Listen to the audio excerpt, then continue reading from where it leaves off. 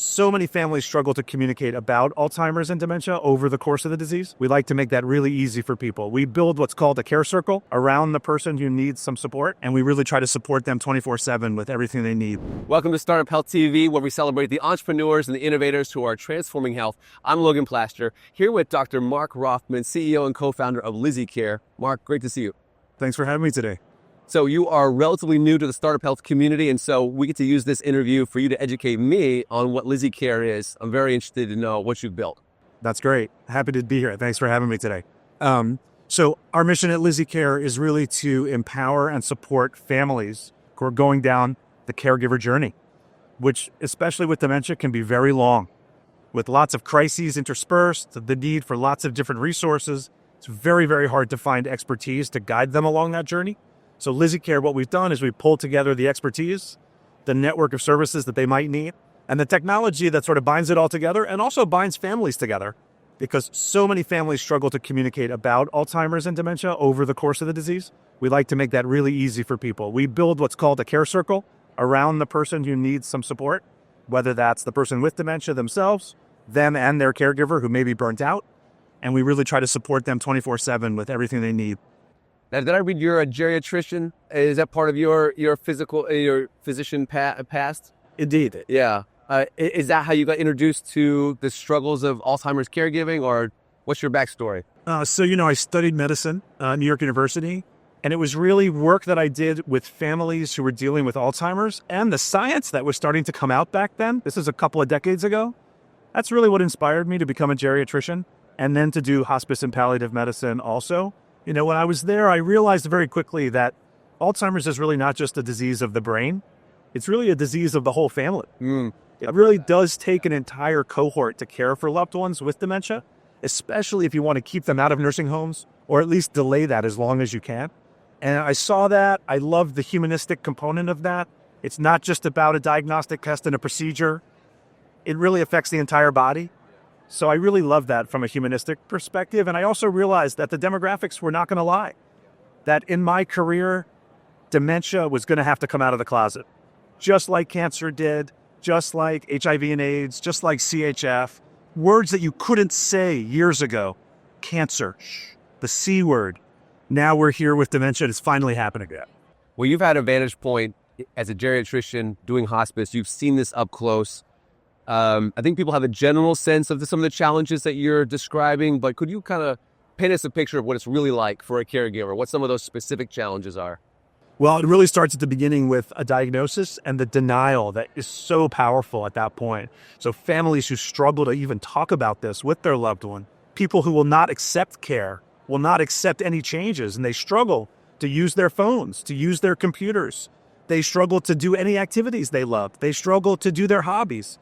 And the caregivers don't know what to do, and the families don't know what to do.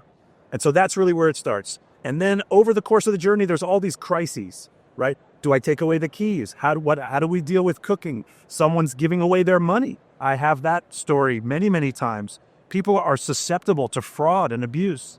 Then you've got crises for health, right? They're not taking care of themselves. They're not compliant with medications. They have to rehab. They need a facility. They need an occupational therapist. They want it in the home now. So complicated. It's so complex. All these crises, and then very late stage crises. So what we try to do is really help people avoid the very predictable crises that we know are going to happen. Yeah. What's the business model? How are you guys coming to market? So we go to market B2B2C today, where we're working with concierge practices, neurologists, PCPs. They don't want to do the care management part for these families. They don't have time, and they don't have the expertise. So they get referred to us, and we try to just wrap our arms around families to try to solve whatever the crisis du jour is, and then plan for the future. Okay, right? Plan for the future. So that's individuals today, concierge today. We're approved for the guide model with CMMI, so the new Medicare fee-for-service model for dementia care management, which is what we do. Break that down for us in case people don't know what CMMI is. So the Center for Medicare and Medicaid Innovation, the same ones that brought you accountable care and bundled payment and other interesting demonstration programs. Finally, Medicare is dipping their toes into dementia care management. It's scary because it's really expensive. So they're dipping their toes with new codes that participating organizations like Lizzy Care and myself can bill for. We can deliver these services to families if they're Medicare, and we save a ton of money that way for them. We still have to help them find services that they can afford in the home.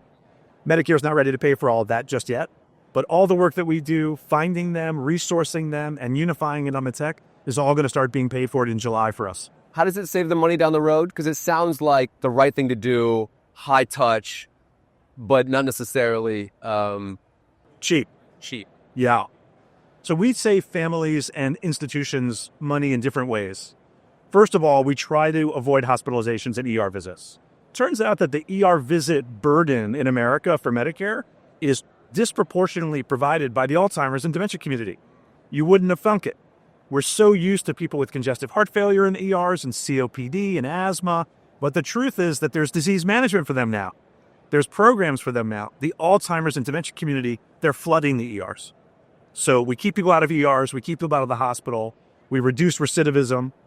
We also try to get people home faster, so that helps them save resources for post-acute care. For families themselves, we try to help them manage the dollar and stretch it out, because it's expensive. So if they have long-term care insurance, are they using it wisely? Okay. Do they need 12 hours of care? Can they get away with 4 hours of care? And every month that we can delay assisted living or nursing home placement saves families money over time. So again, stretch it out, stretch it out. And are they getting that guidance from you through, one-on-one caregiver, a person on the phone, a chatbot? How do you deliver that kind of? So it's a mixture. We really try to make the technology support some personalized telephonic caregiving. So we have coaches who are on the phone with people on a regular basis, but our technology allows people to query us, and we can use chatbots and AI to give them quick answers. Right, to common questions. Common questions. How do I deal with protecting my loved one from financial fraud? Right? How do I get services into the home? What services in the home do I qualify for as someone on Medicare? What's the difference between home care and home health? What's the difference between an assisted living and a nursing home? All these questions are easy to answer. I used to do some videos actually on YouTube to try to answer some of these common questions, and you'd be surprised. They're well viewed out there in the blogosphere. So we use the technology for those pieces, and then we unify the whole family and caregiver community and anybody who's providing care onto our platform. So now all of a sudden it's radical transparency, right? We're HIPAA certified, so we can do that. We don't put a lot of detailed health information, but you would be shocked how much incessant texting and phone calls are being made every night by families. Did dad go to the doctor? Did dad take a walk? Did dad take his medicines? Did mom eat her meals? And the truth is, once everybody sees what's happening, everybody's sort of, care is being provided, everything's okay, and we have an expert on site at our disposal at our fingertips. Yeah. We haven't even talked about the cascade effect of the burden on the caregivers. So the cost. That's been well known for decades. All the literature points to that very clearly. The cascading costs of the mental health burden on caregivers. They're not heart disease. They're canceling all their specialty appointments. They're not going in for their diagnostic tests at all. They suffer a burden of depression and anxiety that's pretty intense. I mean, you think about it from a cortisol perspective. If you're a dementia caregiver, spouse, child, brother, sister, you are amped up all day, every day, just waiting for that next repetitive question, waiting for behaviors that you've seen, maybe not today, but they might happen tonight, sundowning. It's pretty intense. So, last question, what should we be looking forward to from Lizzy Care over the next year?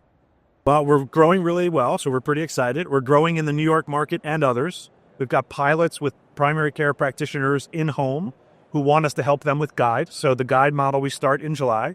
And we've been accepted as a preferred partner for Valor Healthcare, who's doing all the RPM work for the VA. So we have all these enterprise conversations and pilots being sprung up. And I'm really hoping to just reach more patients and families. For me, that's what it's really all about in the end. We've got to grow. We've got to bring return for all of our investors and shareholders. And we've got to obviously prove our worth at scale across multiple lines of service, across multiple entities, and across multiple states. But it's really about one family at a time, making things better for them. I love it. I love how you're thinking about this, and I hope it's a great year. Thanks for coming by. A pleasure. Thanks for having me.